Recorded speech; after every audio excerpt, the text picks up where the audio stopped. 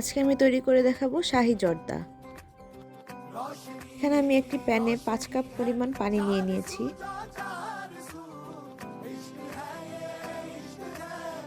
এবারে ফুটন্ত পানির মধ্যে আমি দিয়ে দিচ্ছি হাফ চা চামচ জর্দা রং। এবার আমি দিয়ে দিচ্ছি 1 চা চামচ সয়াবিন তেল।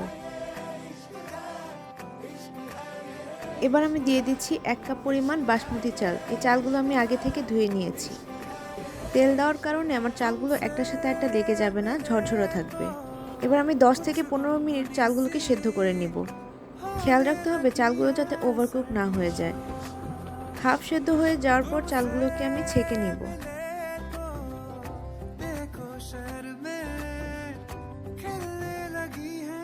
এখন একটি শুকনো প্যানে আমি 2 টেবিল চামচ ঘি নিয়ে নিয়েছি।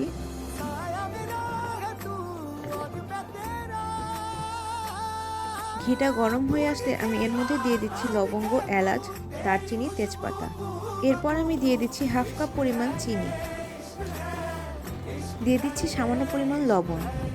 এবার আমি দিয়ে দিলাম 1/4 কাপ অরেঞ্জ জুস, দিয়ে দিলাম 1/4 কাপ পানি।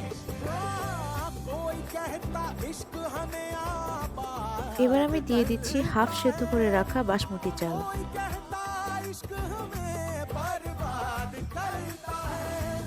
এবার 10 থেকে 15 মিনিট চালগুলোকে সিদ্ধ হওয়ার জন্য এবং পানি শুকানোর জন্য ওয়েট করব।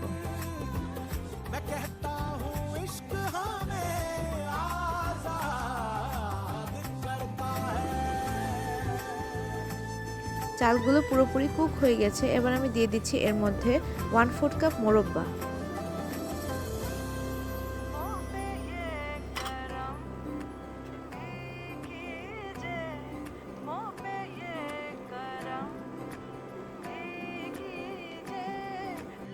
এবার আমি সার্ভ করে নিব গরম গরম শাহি জর্দা।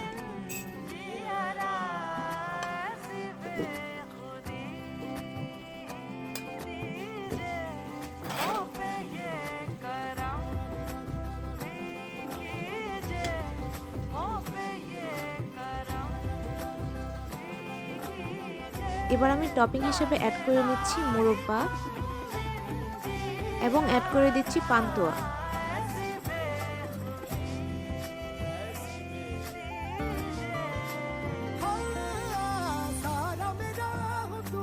রেডি হয়ে গেল শাহি জর্দা।